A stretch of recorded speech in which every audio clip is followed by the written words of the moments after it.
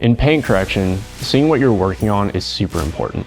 Whether you're a detailer or a body shop tech, good lighting is a must. But here's the thing, it's not just about having light, it's about how you use it. You might not have fancy lighting like we do here in the Bigfoot Academy, and that's okay. You don't need a big setup to get a clear view of the paint. Even a simple pen light or any focus light source can do the trick. Here's where people often go wrong. They shine the light straight onto the surface, just like they're looking at it. Sure, you can see some defects that way, but to get a more accurate picture, you need to create a 45-degree angle to your eye.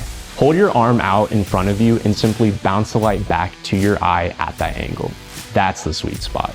It gives you the full story of what's going on with the paint and makes those defects pop even more. This technique comes in handy whether you're conducting a preliminary inspection prior to a job for a customer or during your final inspection after polishing. Again, simply aim the light at a 45-degree angle to your eye. It's your secret weapon in the battle for perfect paint. No fancy gadgets required, just an easy trick that unlocks a world of clarity.